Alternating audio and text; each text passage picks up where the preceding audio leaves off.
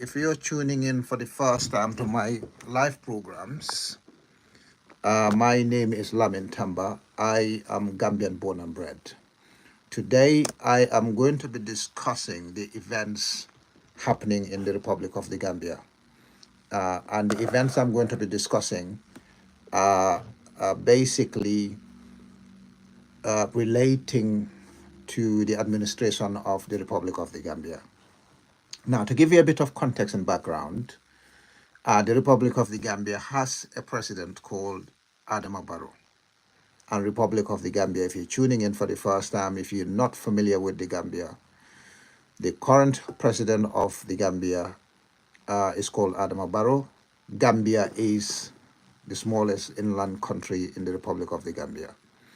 Now, for some of you who are trying to come live on this program, I will allow you to come in and ask me questions. You can join in and make your contributions, but I won't start that now. I'll start that round about 7:15 or 7:15 UK time, 6:15 Gambian time. So in about half an hour, I would say, about 40 minutes. Today, I'm going to discuss the situation in the Gambia. Most of you on TikTok would have seen the videos that I was uploading. Gambia is in a serious mess. We are going to talk about the water storage tank in Kanilai. All right. We'll talk about the tank in Kanilai, and it has very serious consequences in terms of what I'm going to talk about, because the government of Adama Barrow has suddenly decided that they are going to do whatever they feel like doing, whether the electorate, the Gambian populations, like it or not. All right. And we, the citizens of the Republic of the Gambia, are not going to allow that sort of marginalization, discrimination, rampant corruption, criminality that's taking place in the Republic of the Gambia. Now, I'm a Pan-African. I am a patriot. I fight for Gambia's interests everywhere, and I advertise my country, the Republic of the Gambia, everywhere I go. Now, I'm also a Pan-African. Although Gambia is at the forefront of many things I do, I also love to see other African countries thriving, getting better, improving, providing magnificent public infrastructure for their populations. So therefore, every goodwill that I have for my country, the Gambia, I have the same goodwill for every other African nation. Now, if, for instance, I want Gambia to have a stupendous medical service, I want the same thing for Senegal. I would like to have the same thing for Mali. I would like the same thing to happen to Niger. I would like the same thing to happen to Kenya, South Africa, Zimbabwe, Algeria, Tunisia, Libya, you name it. All right, all the 54, soon to be 55 African countries. I think Africa's borders haven't settled, although my wish is that Africa had no borders whatsoever. But we haven't got to that point yet. The imperialist is still enslaving our minds, and we can't open our minds to embrace each other, to appreciate each other, to a point where we can work as African brothers and sisters, visit each other's countries without hassle. We can go borderless. We just have to have the political will. We just have to have the love for each of one another.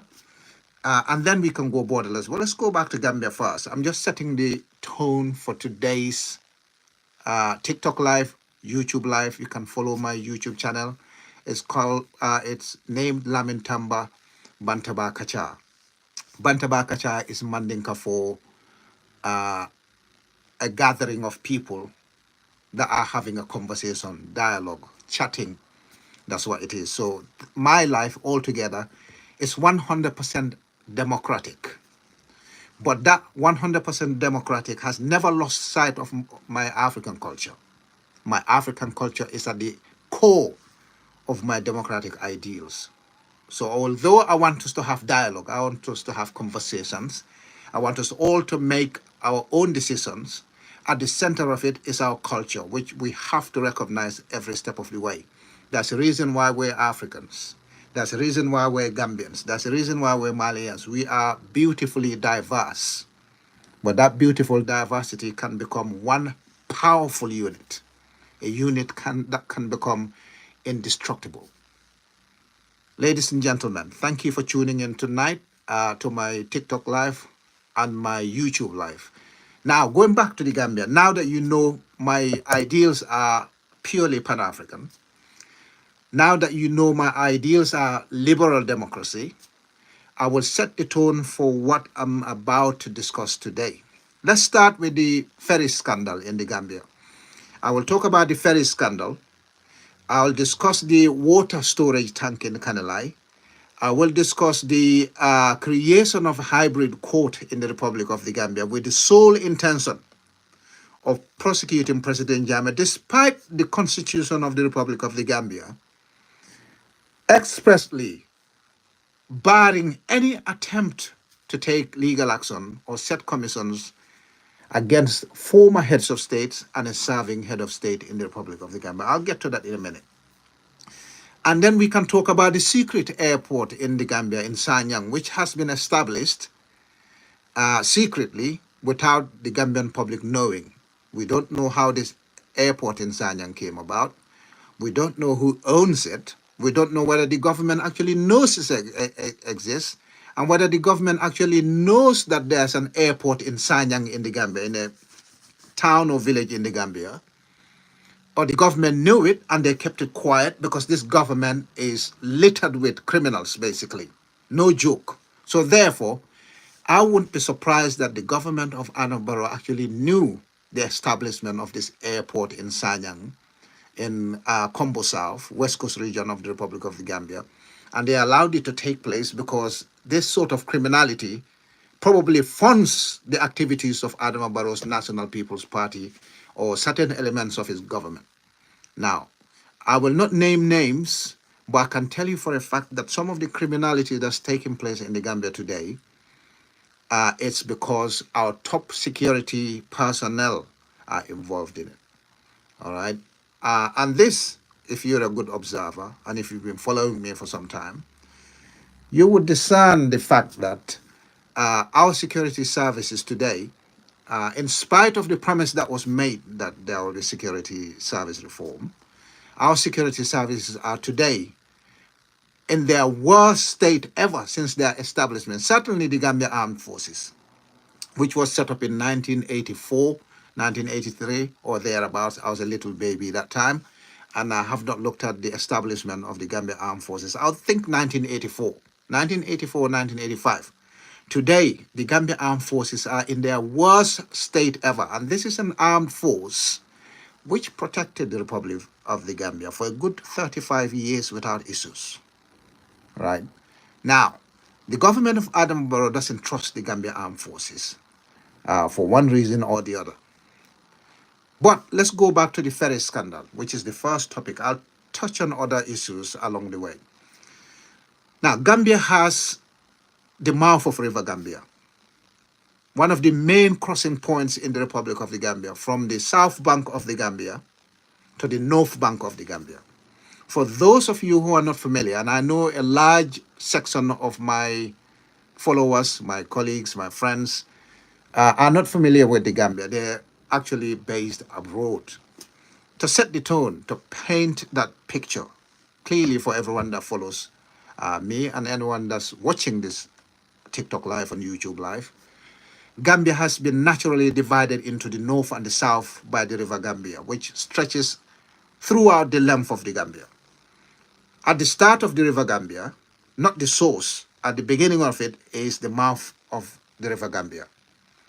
And the mouth of River Gambia, by many accounts, is about 5.2 kilometers wide. Now, because of our economic struggles for about 55, 56 years, and the 400 years before it, when the British were ruling the Gambia, or one imperialist after the other, accounts seem to suggest that we also have Portuguese in the Gambia. But just for the sake of shortening this TikTok live and YouTube live, the Gambia was ruled for about 400 years by the British, colonial rule. And then we had independence in 1965. Since 1965, we've not been able to bridge the mouth of River Gambia, which is about 5.2 kilometers. We have the intention to bridge it, but based on other economic competitions, we've decided to prioritize other issues instead of spending 500 million, 600 million, 700 million dollars to bridge the mouth of the River Gambia, right? So for that reason, we resorted to, or we continually cross the mouth of the River Gambia by using ferries. Now, there was a time when we had only one ferry crossing the mouth of the River Gambia. It goes from Banjul and docks in Bara, loads from Bara, docks in Banjul, unloads in Banjul, loads again and goes to Bara. That improved to about two ferries because the Gambian population obviously expanded over the last 25 years, 27 years, 30 years, and we needed an additional ferry. So the Gambia ferry services expanded to include two ferries. And then that was expanded to include three ferries, the Johi, the Kunta Kinte, and the Kanilai ferry. Now, one or two of them are executive ferries. At the peak of its powers when it was new, ferries were crossing from Banjul to Bara, 5.2 kilometers, in about 18 minutes. Now, with all machinery, after a period of time, especially with neglect, that which is what we've seen with Gambia ferry services, especially with neglect, over a period of time, machines tend to lose their efficiency. They lose their power, they lose their speed, they get old, you have to replace them. And no matter how much maintenance you give to a piece of machinery, after a period of time, it gets knackered, it gets worn out, it can't perform the same way it was performing during its peak periods. So it will start to decline. That decline can be very rapid if maintenance services that are recommended for that piece of machinery have been neglected in the interest of corruption. People pocketing money on their own, people stealing engine oil that was meant for the engines, people stealing parts, spanners, nuts, bolts that were meant for the ferry and giving it to truck drivers or selling it elsewhere. Now, according to several accounts that we've seen from the Gambia Ferry Services, who operate the ferry crossing from Banjul to Bara, Bara to Banjul, the ferry services have a litany of crooked individuals, high-level crooks who don't care about the welfare of the general public and businesses who use the ferry services every day. They were siphoning the oil, engine oil, and oil for other parts of the ferry. They were siphoning oil, fuel, diesel engines, diesel fuel that was supposed to go into these ferries to power them, and then they would go and in turn sell it elsewhere. We had reports of several incidents of corruption culminating in the stupid purchase of two engines that were supposed to be for the ferry. Now, in 2022, Gambia Ferry Services advertised, they informed the general public that they were going to purchase two new engines for two ferries, Kanilai Ferry and the Kunta Kinte Ferry. That's what they published. And they said, oh, we're going to purchase two ferry engines for 30 million euros. People like us who are keen observers and the opposition figures like myself saw the advert and said, hang on, why on earth would a ferry engine cost 30 million euros? Or actually, if you're buying two new ones for 30 million euros, each of those ferry engines will be costing 15 million. Not 15, sorry, my bad, excuse me. It was 30,000 euros, not million. 30,000 euros is what they advertised. That they were going to purchase two new ferry engines for 30,000 euros. Or am I lying? It's actually 30 million euros. Yeah, 30 million euros, sorry. I'm confusing the first purchase and the recent one because they are going to allocate 143 million again on this ferry service. But I'll come to that in a minute. So they advertised 30 million euros to buy two engines. Imagine, two engines. And when we saw that figure, we thought, something is not right. There's no way you're going to buy ferry engines for those ferries that apply the Banjul-Bara route for 15 million euros each. And they said, no, we made a mistake. It's not actually euros. We made a mistake on the currency denomination. All right. It is actually $30 million, is not euros. I said, okay. So you're going to buy two ferry engines for $30 million, is not euros, right? Yes. So, okay, $30 million. And then we looked at the prices that reconditioned ferries, second-hand ferries were being sold for. For $30 million, you can actually buy two new ferries that can ply the Banjul Baru route.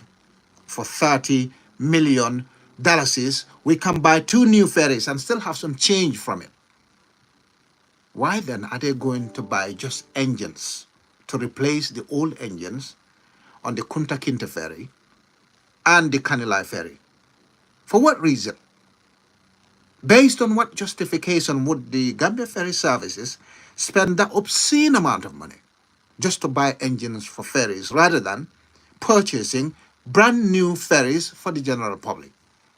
We didn't know. Now it transpired they went ahead with the $30 million. In fact, it turned out not to be $30 million. They spent $32 million. $2 million more. They spent $32 million to buy two engines for ferries. And when the engines turned up in Banjul, the capital city of the Gambia, it turned out they bought the wrong engines. The engines they bought were meant for buses, not ferries. Now, the Gambia Ferry Services went through a Senegalese guy who hoodwinked them, who absolutely scammed them and sold them two bus engines, brothers and sisters. Now, when the bus engines came, they couldn't fit in the ferry. They were incompatible. Instead of sacking the general manager of the Gambia Ferry Service and charging him for economic crimes, they suspended him. They put him on garden leave. But worst of all, those two bus engines, because they were bought through the illegal route, they were scammed.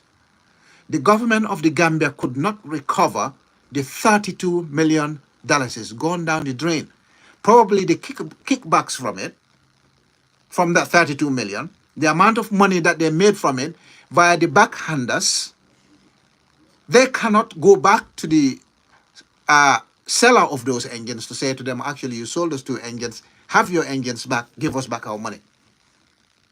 So the taxpayer, Gambian taxpayer, lost $32 million just like that. Lost $32 million. The general manager or the managing director of Gambia Ferry Services is not charged. The government is not trying to recover the money.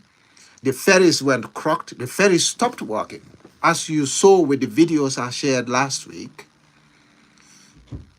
our passengers were stuck at sea from 8 a.m. until around about 4:30 p.m. when small boats were hired to come and evacuate passengers from the ferry. Because not only did the engines of Kunta Kinte or Kanilai ferry fail, the ferry was at the mercy of the waves of the River Gambia and at the mercy of the winds of the Atlantic Ocean and the mouth of River Gambia. And our families, our brothers, our businesses were basically being swept away at sea. Nobody knew where that ferry was going to end up. The ferry was being taken away from its natural route, several kilometers away from its natural route, until it could no longer be ferried by the wind across the River Gambia. Now, the River Gambia is long. Some parts of it are very shallow. So the ferry would have got stuck. As it happened, the ferry actually got stuck. It beached. The wind blew that ferry to a point where it could no longer be blown away from its natural route. Our families were stuck. My own uncle was on that ferry for hours and hours. They didn't know what to do. People were panicking because they have never seen a ferry not only break down, but also been blown away by the wind. Now, Gambia government came out again via the Minister of Misinformation, the Misinformation Minister of the Gambia, and said, oh, the ferry encountered adverse weather conditions. That's why it stopped working. And They're trying everything possible to recover the ferry from where it was. But thankfully, the passengers who were stranded on that ferry for a good 8 hours, 7 hours, 8 hours, all those passengers have now disembarked via small canoes, small boats, and are now safe. Nobody was hurt, nobody was injured. Yes, because for the Minister of Misinformation, his injury only comes from physical injury and the blood oozing from our cells. They do not count the trauma that passengers suffered while they were left bewildered on those ferries, on that particular ferry, Canela ferry. They don't count that as an injury. That's a mental scar that's been left in there. People were on the ferry not knowing what was going to happen. The ferry was being taken away by the wind. This could have ended up in a massive disaster. That's what could have happened. It could have been a serious disaster. And we've been saying this several times. Go and purchase a tugboat so that when our ferries start ringing that distress signal, purchase a tugboat. When our ferries are in trouble, that tugboat could be deployed to the scene immediately. Not only will it save the ferry from being taken away by the wind, it'll also be able to rescue some passengers, but at the same time, drag our ferry to the shore where it's safer for passengers to disembark. No, Gambia government under Adama Barrow doesn't care the safety of the Gambian public. And the prosperity of Gambian businesses does not figure at the top priorities of the government of Adama Barrow. Barrow himself never comes out and address the public and inform the public as to what's going on in the country, why it's going on, what efforts his government is making to alleviate the suffering of Gambian people. As simple as a ferry is, Adama Barrow hasn't bought one since 2017. In fact, it was Adama Barrow's government that inaugurated either the Kanilai ferry or the Kunta Kinte ferry, which was bought 2 years prior to President Jammeh's departure from office. Barrow didn't replace the ferries. They couldn't maintain the ferries. This is the problem with Africa. I can go to Gambia now or another African country now and build a house entirely made of diamonds. And I'll give them a budget sufficient enough for maintenance of that diamond house. But because of corruption, because of the lack of oversight, because of the lack of punitive actions for people's blatant and rampant corruption, issues of this nature will keep on recurring, unabated, endlessly, ceaselessly. And that's what I find frustrating with the government of Adama Barrow. Now, the previous government, President Jammeh, whether you like him or not, whether you support him or not, whether you're still a fan of him or not, no Gambian today will disagree with the fact that President Jammeh stood up for Gambian people. And whenever there is any sign of economic crime or corruption, President Jammeh clamped down on it immediately. Gambians are not debating that. That's a fact. Everybody knew that. People called him a ruler with an iron fist. That's because he never accepted any nonsense. Whenever he knew the public was being wronged, something was terribly occurring to the Gambian population, he jumped up, he stood up, he defended the Gambian population, he ensured he took emphatic steps to put a stop to any disgusting stuff that happened to Gambian people from calculated acts of public servants. He stepped in and dealt with it immediately. That's what President Jammeh did. Now, unfortunately for Adama Barrow, he doesn't do that.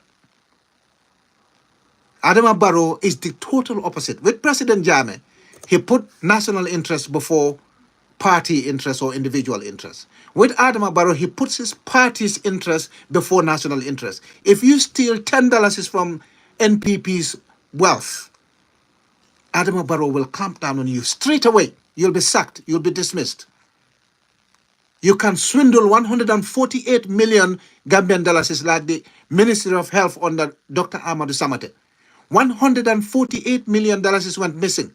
The minister stood on a public platform and said, actually, my department lost $148 million of COVID money.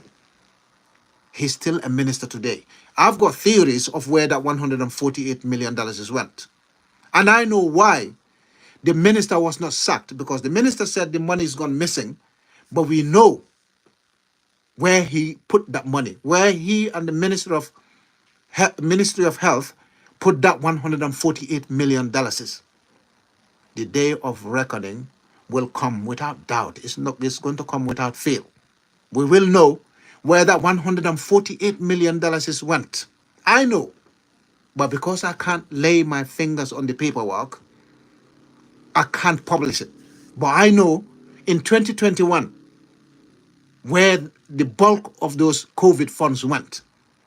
Again, this week, they were charging a businessman for swindling public funds that were supposed to provide rice and other feeding material for the Gambian public, COVID money during the COVID period.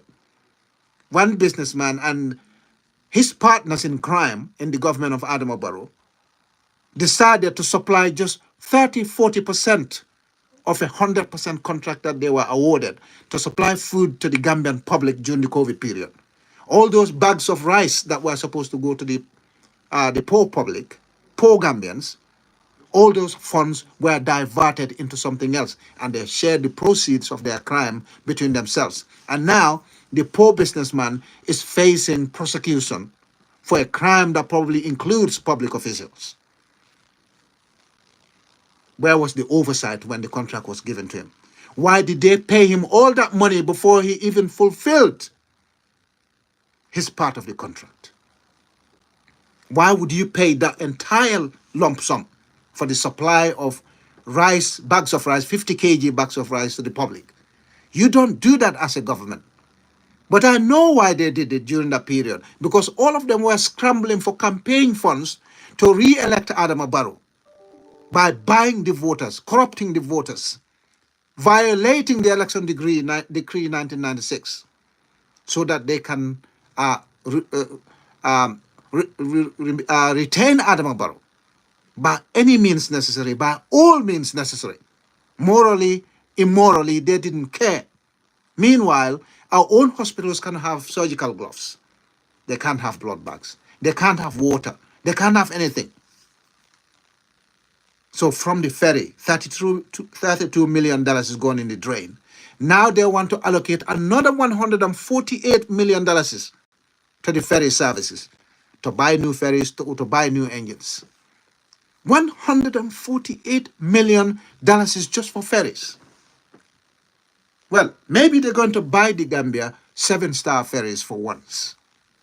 But as I mentioned earlier, it's not establishing something in Africa, it's maintaining it. That has always been the Achilles heel of the African people. You can build a diamond house.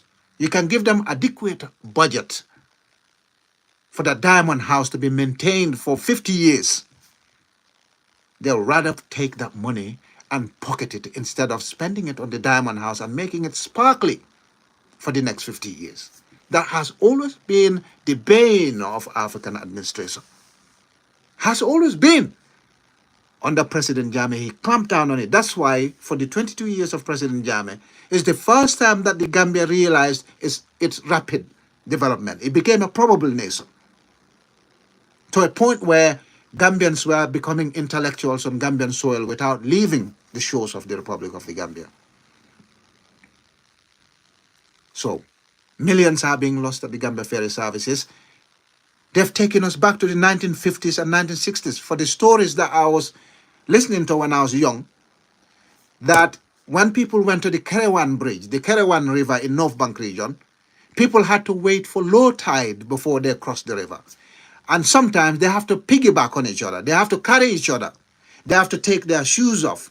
They have to lift their clothes up, carry each other on the shoulders to be able to cross the Kerewan River. I've seen exactly that this week, since the ferries broke down last week, since the disaster nearly struck our nation last week. I've seen people carrying people. The canoes cannot dock at the embankment. So what do? They bring you close to the embankment, and then somebody has to carry you on their shoulders so that your shoes didn't get wet, so that your trousers or your skirt didn't get wet. Somebody had to carry you on their back to the shores in Banjul or Barra because there is no ferry running. The ferry engines have ground to a halt. They're broken down. 3 ferries, all absent. No ferry services at the mouth of River Gambia. For the first time in Gambia's history since, well, no, not Gambia's history. For the first time in recent time. Never heard that we didn't have any ferry service at all for days, almost a week. Look, the ferry got stranded last week. They only recovered it to the shores on Monday. Almost 6-7 days, 1 week later. They couldn't get the ferry out from where it was. They had to go and hire a boat from somewhere to come and pull it. This is the Barrow we had. They said Barrow was a Democrat. They said Barrow is the will of God. They said Barrow is this. Yes, a lot of people didn't know Barrow by 2016 when they voted for him. But by 2021, we all knew who Adama Barrow was. We all know his capabilities, or rather, the lack of his capabilities. I find this very strange in our African cultures where we tend to maintain corruption. And for some of us who know what's happening, and for some of us who expose corruption, we become arch enemies. They target us, they abuse us, they insult us, they threaten us, they say all sorts of stuff just because we're trying to wake people up. We're trying to educate people. We try to share what we know with people and say to them, do not retain Adama Barrow in 2021, because if you do, we're going to face exactly what we're facing now. That's what we said, and there's nothing strange about it, strangely enough, because I've spoken about these things in 2021. I was enemy number 1 in 2021. I was enemy number 1 in 2017. It only took me 3 interviews of Adama Barrow for me to conclude that this guy didn't have what it took at the time to change the Republic of the Gambia, to deliver the change that he promised the Gambian population. He didn't have it. It doesn't take long to know somebody who has it. And it doesn't take long to determine somebody who doesn't have it but has got scope for improvement. It doesn't take long to know that somebody doesn't have it and also doesn't have the scope for improvement. Sadly, for the Gambian population, for the African population, for the Pan-Africans, Adama Barrow didn't have it and he didn't have scope for improvement. Arguably, he's getting worse by the day while he's in public office. I shared a video yesterday or the day before of how Adama Barrow cannot articulate himself the simple statement or phrase of saying first and foremost. He says first of false. Yeah. In 2017, he said first of us. I don't know. Look, English is not our language. I'm not laughing at Adama Barrow because his English is poor. All right. But if you know you cannot speak English, speak your own language. We have our own beautiful languages in the Gambia. He could speak Wolof. Fine. He's good at it. He can speak Mandinka. Fine. No problems. He can speak Fula. Fine. No problems. He can speak Sarahule. No problems. If you don't have a skill, do not embarrass yourself in public. Sadly for Adama Barrow, even when he's speaking our own languages, beautiful languages, he does even more damage than when he speaks English. Because he's had interviews before with the media in our own languages. And he dropped one clanger after another. It's one calamity after another. That guy is littered with errors and he's not going to improve. This is why I said he didn't have it in 2017. And there was no scope for improvement because he's getting worse. That's what I said. And that's a fact. So now, we spoke about the ferry terminal. The government of Adama Barrow went to Kanilai, the Fonyi Kansala district in the West Coast region of the Gambia. They went to Kanilai to go and steal a water storage tank of 600,000 liters of water. And they got caught in the process of quietly trying to take that water storage tank from the community of Kanilai and the Fonyi Kansala. And that water tank, the capacity of it is such that it can supply pipe-borne water from Bullock to Soma, the whole of Fonyi and Kiang. The excuse that the Adama Barrow government gave when we caught them trying to steal the water tank from Kanilai is that Oh, the Edward Francis Small Teaching Hospital, which is the main referral hospital, the one and only flagship hospital in the Gambia, the Edward Francis Small Teaching Hospital. It used to be called the Royal Victoria Hospital. It's in Banjul. Kanilai is about 105, 106 kilometers from Banjul. The government of Adama Barrow stated that they have got water supply problems at our main hospital, our one and only referral hospital in the Gambia. All right? The government of Adama Barrow said they've got water supply problems in the hospital. Therefore, they traveled to Kanilai to go and dismantle the water supply system, which was meant for the community. President Jammeh put that water tank there, 600 liters of water, 600,000 liters of water in Kanilai. It was watering his garden. It was watering the community's garden. In those President Jammeh's farms and gardens, that's where President Jammeh was making the bulk of his money. The money which he in turn was spending on student scholarships from lower basic to upper basic to university level education and degree level education outside of the Republic of the Gambia. When President Jammeh left, as soon as President Jammeh left, the government of Adama Barrow went to Kanilai and stole the generator that operated that water tank. Not only did they take the generator from Kanilai, they also disconnected the pumps that served that tank and the Kanilai Women Garden. They also disconnected the pipes from the tank. That's how much hate, marginalization, discrimination that the people of Kanilai and the people of Fonyi faced since Barrow came to power. It's like continuous targeting of a certain people. They said, oh, they want a water tank at the hospital. There's a tank at Edward Francis Small Teaching Hospital already, a water tank, a big one that was serving the entire hospital. Ask me what happened to that tank. Ask me. Brothers and sisters, ask me what happened to that tank at the hospital. I'll tell you what happened to it according to the government of Adama Barrow. You know what they said? They said the tank at the Edward Francis Small Teaching Hospital, or former Royal Victoria Hospital, is leaking. There's a hole on the tank. It's a stainless steel tank. It's leaking. What would happen if I owned a 100,000 liter tank in my home or in my farm and it's leaking? What do you think I would do? What do you think the most sensible thing to do? Empty the tank to the point of where the leakage is, or empty it entirely, get some welder people or welder men or welder women to come to the tank and weld it. That's rocket science. That is the hardest science you can ever study, ladies and gentlemen. That science is so hard that the government of Adama Barrow, the management of the Edward Francis Small Teaching Hospital, didn't know there's something called empty the tank, get welder people in there, let them weld it, refill the tank, problem solved. No, that's too complicated, too hard. Ladies and gentlemen, sometimes I think something is not right somewhere with our people. Sometimes I think I might have grown up in the wrong part of the Gambia. I grew up in the wrong part of the Gambia. Seriously. Because some of the stuff that's happening, I keep questioning myself. Did I actually have those tendencies growing up? Those corrupt tendencies? Those malicious afterthoughts? Did I have them growing up? I can't ever remember thinking, okay, I hate Kiang people. Oh, I hate Fula people. Oh, I hate Mandinka people. Let me just go and target them.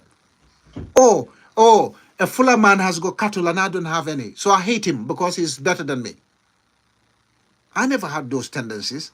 I lost out big time as a student growing up on lucrative stuff. Traveling to Scotland, I missed out. I had a massive scholarship at Gambia College when I did my HND. I missed out. I missed out on other scholarships. Not because I was not qualified to have them, but something always happens that deprives me of them, even though I was the most deserved of achieving those things. But I never beat myself down, never set me back, because I continued my own personal development, my own progress. I set the path for myself. That's why today, nobody can coax me into doing stuff that I don't want to do. Nobody can get me into some abnormal activities or immoral activities unless I want to, because I set the path for myself. I developed myself from a poor village boy, born and bred in a hut, to where I am today. I developed myself. This is why none of them can corrupt me. They've got no ability to get me into their corrupt circles. And I know a lot of them have offered several other things to keep me quiet or to offer me jobs so that I can stop talking. No, I'm not doing these things so that people can offer me jobs. I just feel sorry for the Joe public, the public, the Gambian citizenry. Our country is not as poor as we make it out to be. Our country is generating a lot of revenue. Go and listen to the local government commission.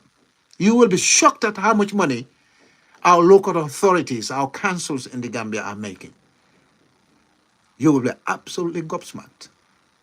But then again, if we do not change our curriculum, school's curriculum, if we do not indoctrinate our children, if we do not introduce national service and make it compulsory and drill our kids and discipline them, by the time they leave school, we will be suffering exactly the same things we're suffering now. We need to bring in courses on nationalism, patriotism. We need to bring courses so that people can understand that public interest or public service is not actually a quick route to enriching oneself. Public service could be a quick route to making yourself a national hero by lifting the general public out of their predicament. The economic decadence that we find ourselves in today in the Republic of the Gambia can be alleviated. We can elevate the public from the poverty cycle, but we cannot do that when there are good people dotted about and the majority are crooks. We have to have the majority of people standing up for what is right.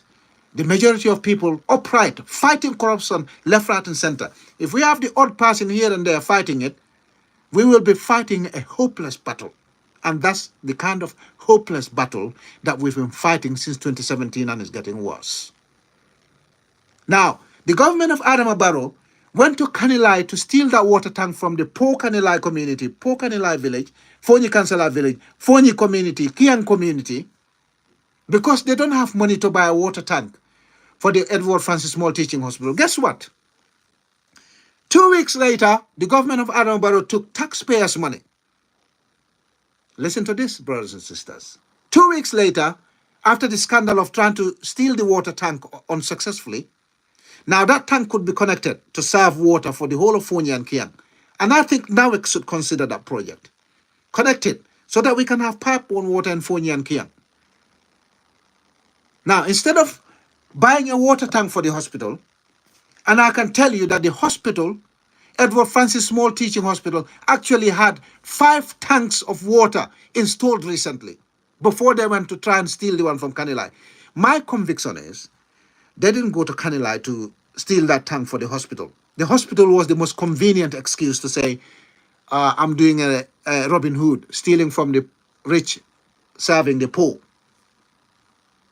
That tank wasn't going to the hospital because the hospital had 5 tanks of about 30,000 liters installed recently.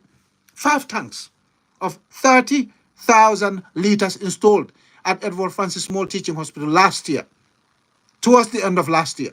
30,000 liters were installed. No joke. 30,000 liters were installed recently. So why do you want 600,000 liters? They already have the big tank. They said it's leaking. Empty it, weld it, start, fill it up again, start using it. Then they have another 30,000 capacity water tanks. And then on top of that, they have pipe-borne water from Nawek supplying the hospital. Why do they need the 600,000 liter tank from Kanila? For what reason? They said they didn't have money to buy a tank for the hospital. But the same government just went and took $40 million, Gambian taxpayers' money, to give it to private media houses so that they can sing the praises of the government of Adama Barrow. Now listen to this, brothers and sisters. Yeah, listen to this. The government of Adama Barrow couldn't afford a water tank for the main referral hospital. They couldn't afford it, according to them. They couldn't afford it. But the government of Adama Barrow can afford to take $40 million is from taxpayers' purse to give it to the private media to sell the government of Adama Barrow. What is there to sell for Adama Barrow to start with? What's there? What's there to sell for Barrow? Because he's not doing anything. The OIC projects and the big dual carriageway and the flyover at Turntable and all the other arterial roads that are being built in connection with the OIC were all President Jammeh's ingenious operations. President Jammeh bid and won the OIC summit contract. But what we're seeing now is a diluted version of the OIC summit. Because the roads that were supposed to be built for the Gambia, the roads that were supposed to be built for the Gambia, would have been 10, 20 times better than what we're seeing now. These people embezzled so much money, they had to take 3 rounds of loans to be able to build a road that's got no turning points, a road that has got no pavements on the sides, a road that's got no flowers, a road that's got the cheapest lighting system you can ever find. And people are sharing photos. Oh, Adama Barrow has developed Gambia. He's built this Gambia's first flyover. He's built this dual carriage road from Sting Corner to Airport Junction. Do you know how that road was supposed to look? It was supposed to look 20 times better than what it is now. It was supposed to be paved. It was supposed to have beautiful landscape, beautiful greenery. It was supposed to be clean. It was supposed to have state-of-the-art lighting system on it. If President Jammeh was still in office by June 2019, this project was supposed to be complete in time for the OIC summit, which was slated for November 2019. But it was not supposed to be. President Jammeh left before the project construction for the OIC summit started. These people came.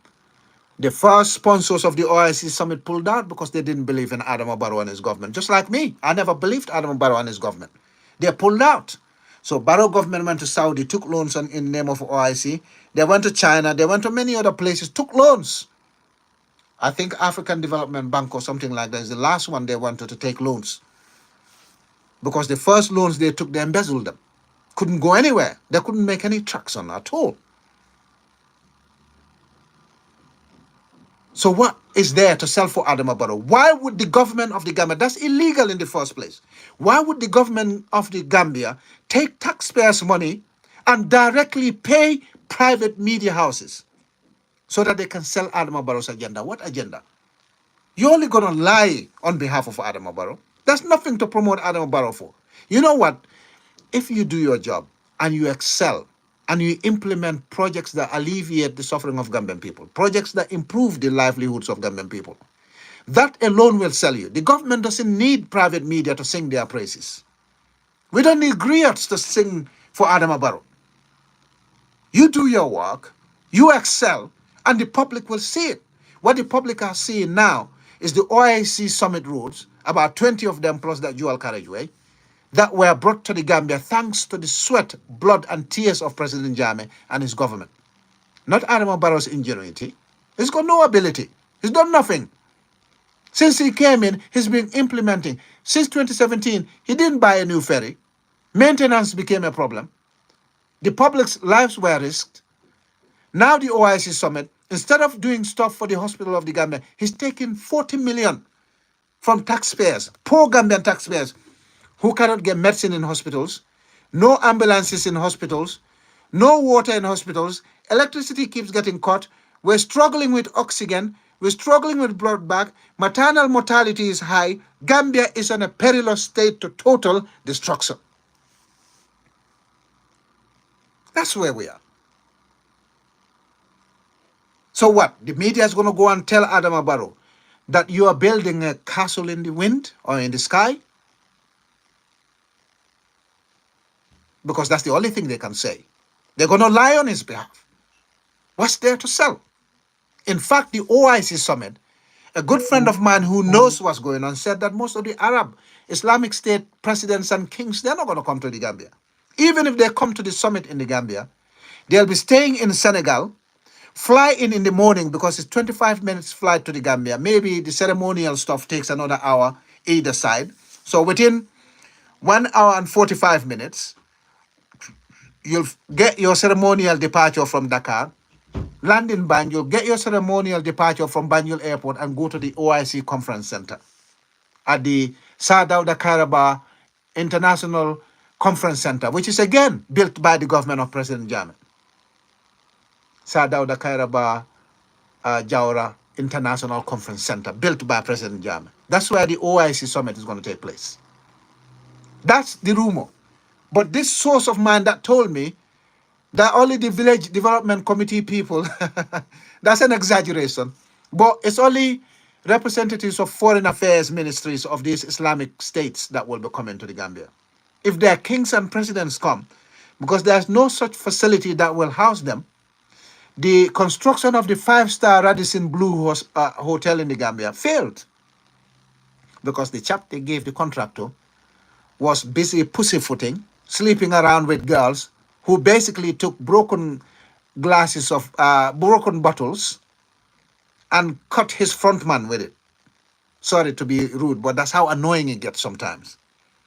The Senegalese chap that the government, because now every contract in the Gambia is run by the Senegalese, right?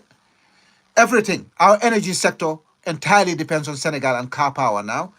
Our security entirely depends on Senegal. Our economy entirely depends on Senegal. Our fisheries depend on Senegal. Every single thing.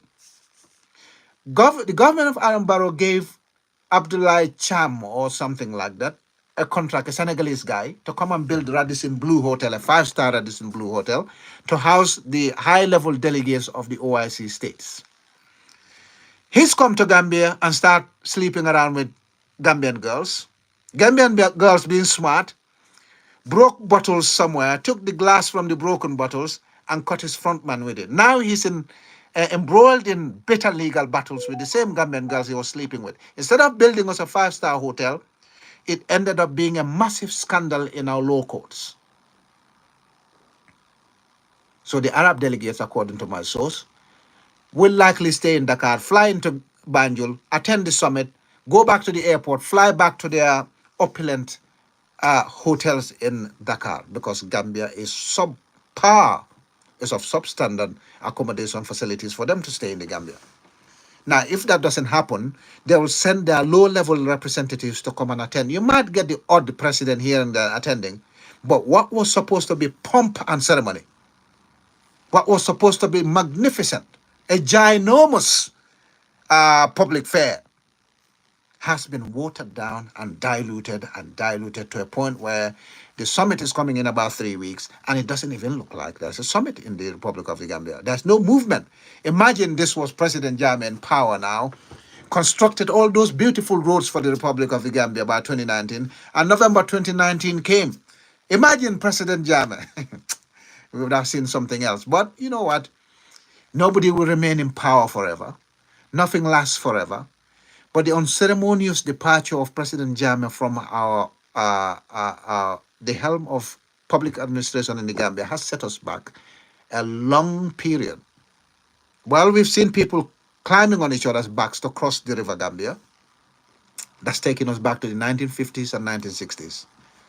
Probably worse than that, actually, because I don't even know how people were crossing the mouth of River Gambia in the 1950s and 1960s, probably by the same ferry system. Not the same ferries, but the same ferry system. So the government of Barrow is broke. They don't have money. They want to go and steal a water tank from Kanilai. They can't buy new ferries. They can't maintain ferry engines, but they got $40 million to give to their friends in the media so that they can come and sing their praises, tell them what they want to hear, go and lie to the public, because there's nothing to sell Barrow for. There's no sector in the Gambia that's excelling. The Gambia Telecommunications Company, Gamtel, just went liberalized, privatization. They said they lost $700 million. Now, if you lived in the West, or you studied in the West, or you follow stock exchanges in the West, when a company goes into privatization, or the company is listed as stock exchange, it creates a bump in its shares. The shareholders, the company, makes a lot of money from being listed at the stock exchange or being privatized. Not in Gambia, not under Adama Barrow. They said they lost $700 million. Do you think they lost her in the process of liberalization? Do you know what they did? Our gateway, a security material, our internet gateway has now been given to private companies. So therefore, Gambia's security situation is resting precariously on a balance. It's teetering on the brink of total destruction because governments will normally control the gateway so that all the security ins and outs in terms of communication, the government will have its foot on it. Now we're giving it to private companies. They know everything that the state is up to, everything that's happening in the Gambia. How can Gamtel lose $700 million in the space of 6 years? Gamtel had surplus in 2017. The Central Bank of the Gambia had surplus in 2017. How did they suddenly lose $700 million? You know what they do? They undervalue the company, sell it to somebody. That person, in turn, with the value they've knocked down on the company, that person will pay them that money and they'll pocket it. We saw the central bank hacking last year, which was not a hacking. Who took the money? What did the central bank use to settle the ransomware?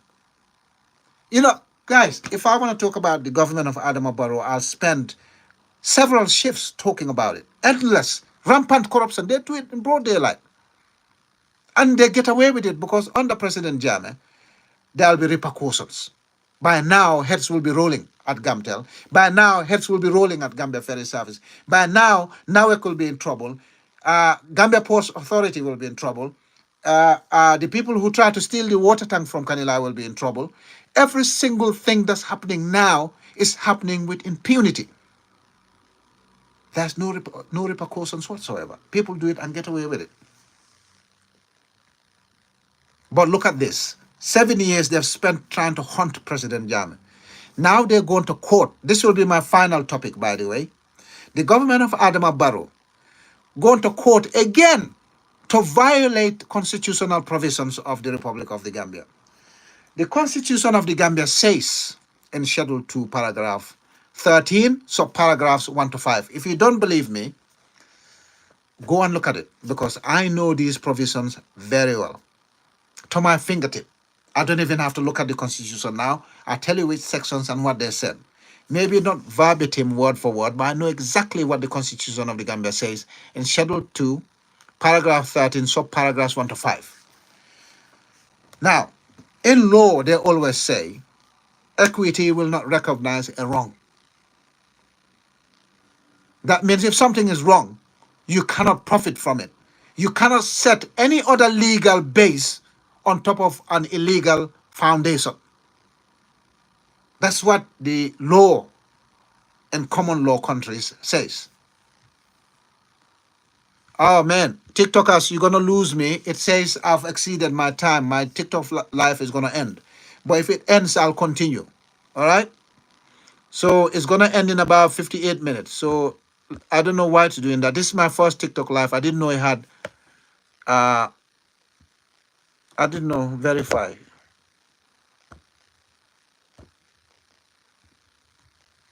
Okay, how do I verify this? TikTok is gonna end soon. So those of you on YouTube, so it says verify to continue. How do I verify? This is my first TikTok live. Unable to verify. What is it doing here? Okay, verification complete. Okay, it looks like it's gonna let me continue. I'm learning. This is my first TikTok live and I've learned something. It just sent me a verification which I had to accept. Otherwise, it would have cut me. Okay, cool. So it looks like it's not gonna cut me. But anyway, the Constitution of the Gambia in Schedule 2, paragraph 13, subparagraphs 1 to 5 says, no commission whatsoever, no commission. Again, I repeat, the 1997 Constitution of the Republic of the Gambia, which is the supreme law of the land that sits above any other law and any other institution that operates in the Republic of the Gambia, says that no commission shall be set to investigate a former head of state or a serving head of state. All right? And these clauses are entrenched. When they say they are entrenched in law, there's a specific way of changing them. By the 1997 Constitution of the Gambia, entrenched clauses can only be changed via referendum. So therefore, to remove Schedule 2, paragraph 13, subparagraphs 1 to 5, one would have had to go through a referendum to change those clauses. Those clauses also set immunity provisions for the military junta that ruled the Gambia between July 22, July 1994 to the 31st of December 1996. You cannot set a commission to investigate President Jammeh.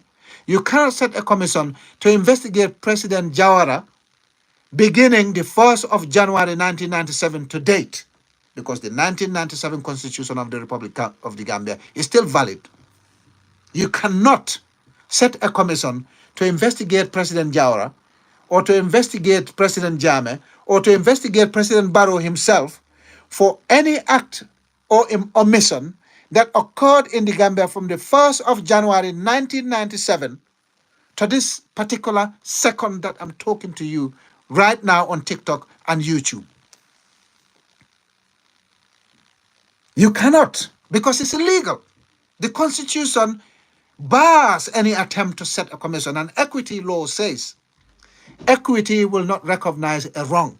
So therefore, when it's wrong under the Constitution to set up the Truth, Reparation and Reconciliation Commission to investigate President Jammeh, an illegal act had occurred, and therefore equity will not recognize it.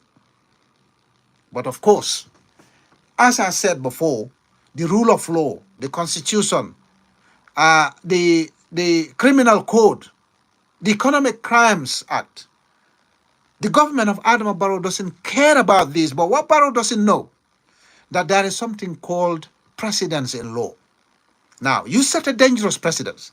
Adama Barrow ignored constitutional provisions to set up commissions against President Jammeh illegally. When he leaves office in about 2 years, Barrow will have no argument to say, oh, actually, I've got constitutional immunity, so therefore, you cannot set commissions against me. Today, anyone who's aggrieved with the late President Jawara can instigate legal action against President Jawara because Adama Barrow and his clique ignored constitutional provisions to set up the Commission of Inquiry against President Jammeh, to set up the Truth, Reconciliation and Reparation Commission against President Jammeh. Therefore, Adama Barrow himself will face the consequences very soon, in about 2.5 years at most. Look, I want us to do something, Gambian public. No matter how much you hate somebody, no matter how much you dislike them, no matter how much wrong they've done you, let's not use our laws wrongly to get at each other. Let's not involve vengeance, sentiment, emotions in the way in which we enforce our laws in the Republic of the Gambia. I know some of you don't like President Jammeh, fair enough. I know some of you don't like me, even though I've done you no wrong, fair enough. That's life. Some people are going to like you, some people are not going to like you. Now, you would be absolutely stupid to think that every single individual out there is going to like you every single time, every minute of the day. That's not going to happen. It's not possible. In the old days, it was possible, but only when you were dead, people will talk good of you. As they always say in our culture, talk good of the dead. These days, no. People actually celebrate the deaths of some other people. People celebrate when some other people die. It doesn't happen anymore.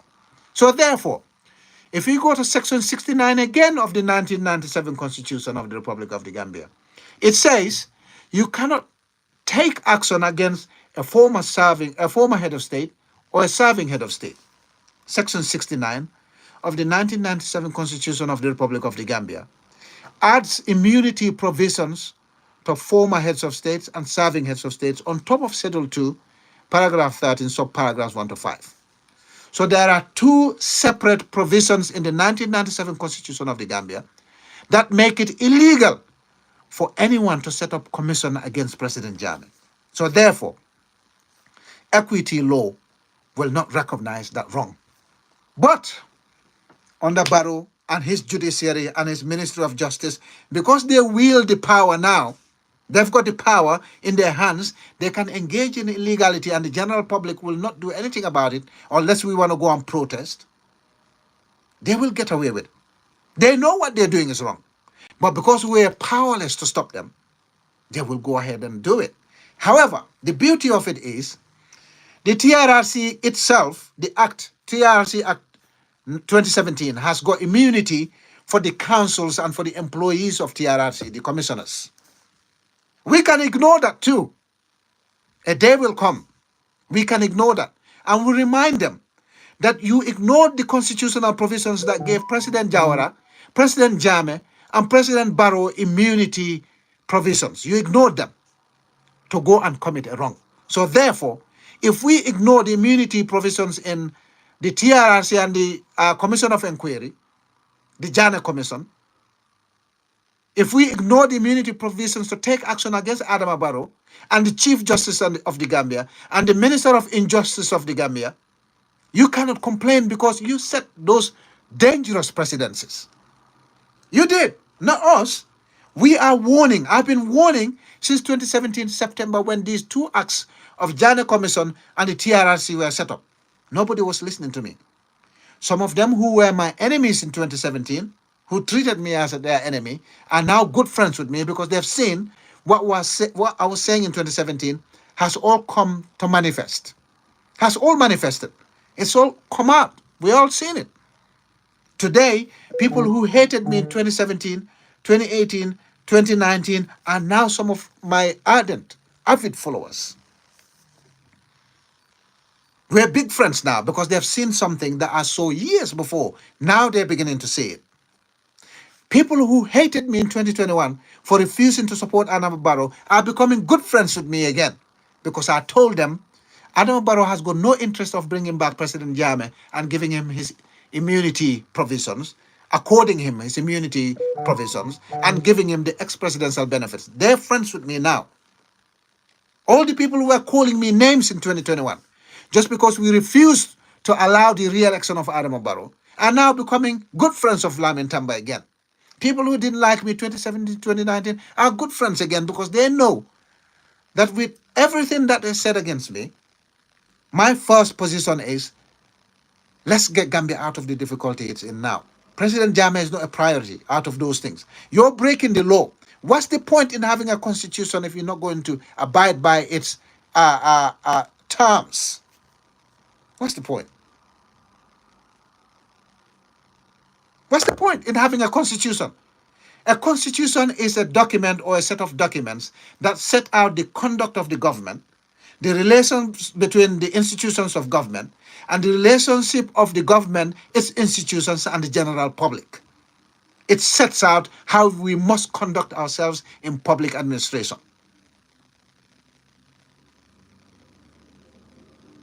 If we're not going to comply with those terms, what's the point in having it? You're breaking the law. Just because you don't like President Jammeh, you're going to break the law to lay your hands on him. But you lay your hands on President Jammeh because you said President Jammeh broke the law. So therefore, you're also breaking the law to lay your hands on President Jammeh. When you leave office, somebody will break the law and lay their hands on you. So when is that vicious cycle of vengeance, sentiment, emotional enforcement of law, when is it going to break? When is it going to end? Ladies and gentlemen, when are we going to stop jumping on former heads of states, former government officials, when we know that the law has come? Change the constitution. If you want to change the constitution as it's required before you take certain sets of actions, fine. Take the constitution to a referendum. Amend it before you start breaking the constitution, because abrogating constitutional provisions is treason, high treason. And Barrow and his government have been committing treason for quite some time, and it's about time we stop them. We have one more opportunity, or maybe we'll have a few more opportunities before 2026 December to stop Adama Barrow. Again, some of you are listening, you'll be angry with me. Some of you are listening, you'll not agree with me. You go and retain Adama Barrow in 2026 and see what happens. Retain him already. When President Jammeh left, they said Gambia's sovereign debt, external debt, was about $48 billion. After 52 years of President Jammeh and President Jawara, our debt level was $48 billion, which was manageable. Was in the grand scheme of things, that was nothing. within 6 years of Adama Barrow. Guess where we are now? 111 billion. Now, ordinarily, that wouldn't be bad. Okay? Ordinarily, that wouldn't be bad. As long as we've seen evidence of it on the ground. Evidence of unprecedented development on the ground. Adama Barrow, within 6 years, has added $70 billion to our external debt. 70 billion in 6 years. So you start doing the maths. If we had 48 billion debt in 52 years of Jawara and Jammeh, you divide 48 by 50, so that's about nearly 1 billion. Let's just say, for the sake of argument, it's about 800 million, 900 million. But for the sake of argument, let's say President Jawara and President Jammeh were accruing external debt by $1 billion per year. $1 billion per year. 6 years of Adama Barrow, we got $70 billion debt. If you divide 70 by 6 years, how much are you getting? About 11 almost, 11.2, 11.3 billion a year under Adama Barrow. So under President Jammeh, we were accruing debt, accumulating debt at a rate of $1 billion a year. Under Adama Barrow, we're accumulating debt at a rate of $11 billion a year. As I said, ordinarily that wouldn't have been bad if we saw the development on the ground. That wouldn't have been bad. We could have said, okay, he built us the first motorway from Brikama to Basse. He built us a bridge between Banjul and Bara. He built us XYZ, because the Senegambia Bridge, which was supposed to be Trans-Gambia Bridge, was President Jammeh's project. The ferries were President Jammeh's project. International Conference Center, now called Sir Dawda Kairaba Jawara International Conference of President Jammeh's. OIC projects of Jammeh's. What did Barrow do for the Republic of the Gambia? Even the university that's just been inaugurated is President Jammeh's. Can anybody name anything that Adama Barrow has implemented? Any magnificent infrastructure that Adama Barrow has implemented? Where did the $11.2 billion a year go? Where did it go? Ladies and gentlemen, can anybody tell me where Adama Barrow put $11.2 billion a year that he's borrowed in six years?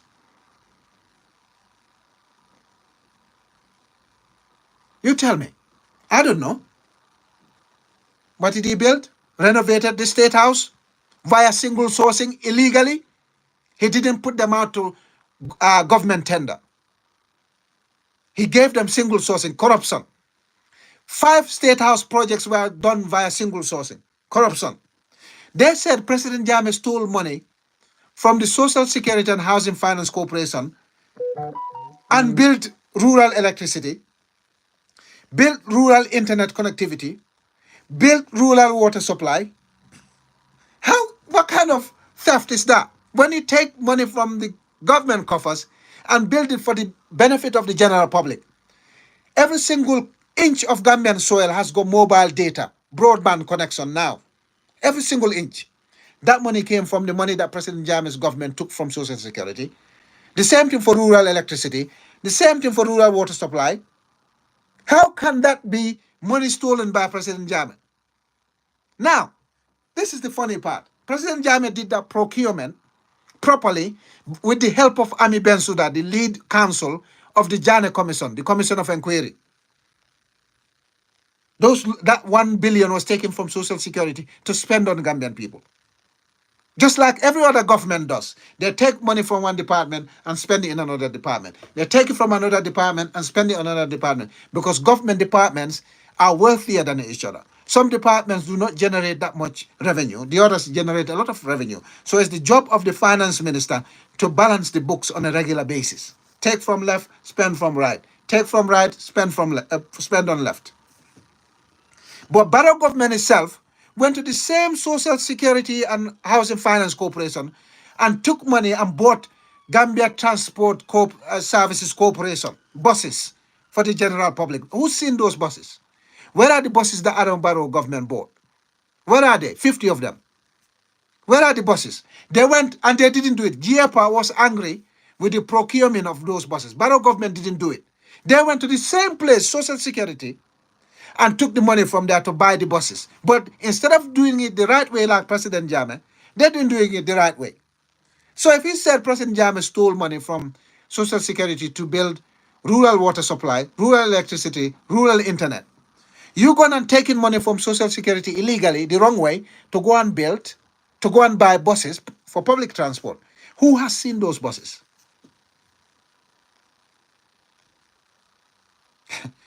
Now they want to prosecute President Jammeh. I will come back live again and I'll concentrate on the legal case that's brewing. Gambia wants to set a hybrid court to prosecute President Jammeh against constitutional provisions. They're breaking the law. I'll come again because last year the Supreme Court of the Gambia ruled in favor of MC Cham Sr., who took the government of the Gambia to court to say that the Balfour Commission, which took his properties, was illegal because the chairman was not a judge. I know the chairman of the Balfour Commission was a judge, Ghanaian and Commonwealth judge. The Supreme Court ruled that he wasn't a judge, therefore he was not qualified to be the chairman of the Balfour Commission, which means the Balfour Commission was illegal, which also means every recommendation that the Balfour Commission made, which led to the seizure of some of the PPP ministers and top government officials' properties, was illegal. That's what the Supreme Court said, that those seizures were illegal because the chairperson or the chairman of the Balfour Commission was not a judge. So now, the TRRC, which was chaired by Lamin Sise, who was not a practicing lawyer, didn't have qualifications to be a high court judge, was not a high court judge, is illegal too. So therefore, the TRRC on which the Minister of Injustice is relying to be able to set up a hybrid court to prosecute Jammeh because of the hearsay accounts that took place at TRRC, that's illegal too. You cannot prosecute President Jammeh based on a commission that had a chairperson or a chairman who was not a high court judge, was not qualified to be a high court judge, and in accordance with Section 200, Section 201, 202 to 203 of the Gambian Constitution, 1997, which sets out clearly the qualifications of a chairman of a commission of inquiry. You have to be a practicing judge up to the age of 70, because at 70, Gambian judges retire. So if you're older than 70, you no longer are going to be practicing as a judge. If you're not a practicing judge, or you don't have the qualifications to be a judge of the High Court, you could not be a chairman of a commission. Lamin Sise was not qualified to be a High Court judge, was not a High Court judge. Therefore, every single thing that happened at TRRC was wrong, illegal. And equity will not accept a wrong. Equity will not accept illegality. So you're going to set up a hybrid court against your constitution. And you're going to rely on evidence that's been extracted on an illegal process. Ladies and gentlemen, you know what? Sometimes when I talk about these things, I just get hotter and angrier and I get agitated. That's because when I talk to people sometimes, they look at the party line. Yes, I support APRC, which President Jammeh leads as a party leader and flag bearer. But first and foremost, I'm Gambian. And I'm telling you what the law says. Nobody in that Adama Barrow government or anywhere in the Gambia is going to knock the facts that I'm delivering today. None of them. Not a single soul. None of them will come and knock these facts. Lamin Sise was not qualified to be a judge. He was not a high court judge. Surahata Jammeh was older than 70. But Surahata Jammeh had conflict with President Jammeh. He couldn't have been impartial in the Jammeh Commission. He was reprimanded by President Jammeh for not paying taxes when President Jammeh was in power. A person like that should not have sat in any adjudicating capacity when it comes to President Jammeh. The chief executive officer of TRRC had beef with President Jammeh. The chief investigating officer of TRRC had beef with Jammeh. One of the commissioners, the deputy chairperson of TRRC, had beef with Jammeh. In any civilized democracy, in any country that observes the rule of law, there's no way you're going to have such open conflict with the person that you're going to judge or investigate and you maintain your position. That's illegal. It's called conflict of interest in law. Simple bias. That's what it brings. So Jane, Surahata Jane, Ami Bensouda, and others who sat on the Jane Commission of Inquiry, were conflicted individuals.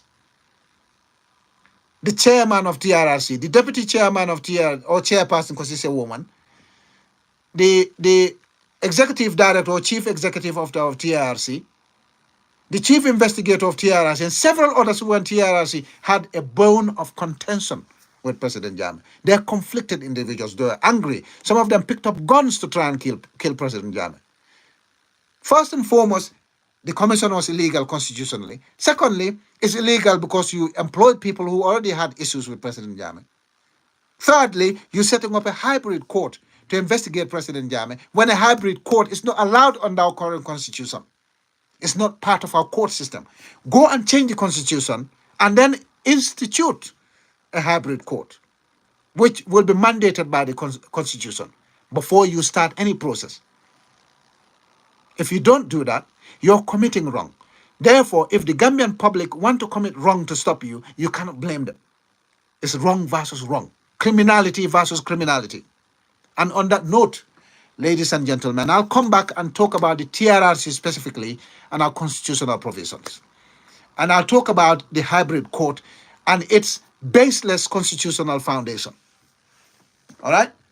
I'll come back again. I've been here too long. I need to go now. Thank you very much for tuning in.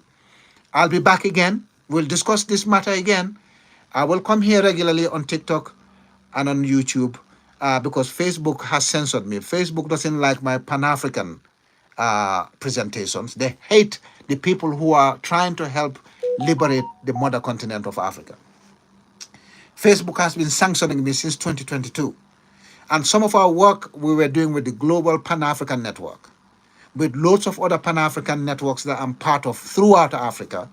Facebook has basically set their sights on some of us, and they're censoring us everywhere. They've de-recommended my profile and my page. They've stopped me having my natural feed. They're hiding and suppressing the videos that are uploaded on my profile and my page, Mr. Lamin Tamba and Lamin Tamba. They've been doing that since the 25th of June, 2022.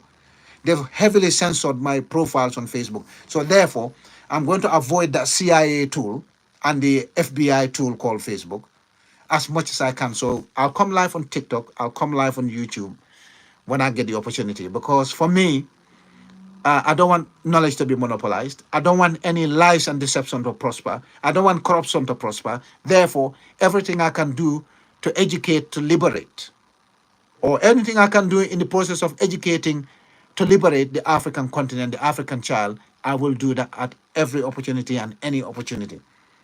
And on that note, ladies and gentlemen, I love you all. I'll be back again. We'll discuss more and more topics as we go forward. But wake up. Let's talk to our families. Let's talk to our populations. Adama Barrow is dragging us down to the mud. But Adama Barrow is digging a hole for himself. He'll be the first person to be tried at the illegal hybrid court. You watch it. You watch. They're digging a hole for him. Adama Barrow will be the first person to be tried at the illegal hybrid court. Take it from me. Not President Jammeh. President Jawara is late. You watch. They're digging a hole for him. And that's what I'm saying. So, ladies and gentlemen, I've been here. My voice is going. I came back from work, just took my work clothes off, and I put on this to be able to come live. Because for me, education is key. That's the only reason I got to where I am today. And that reason is education. All right? And I want you guys to get to a place where you'll be independent. You'll not be praise singing the government to get your feed, your livelihood. You will stand up, be principled, believe in something, believe in your nation, believe in your African continent, believe in your color, be kings and queens. You are not lesser human beings to anybody, but you have to show it. You have to practice it. You have to believe in it. The time is now for the African child to get total liberation, full independence. On that note, I love you all, and I end this TikTok live and YouTube live. Thank you very much, ladies and gentlemen. Have a good evening.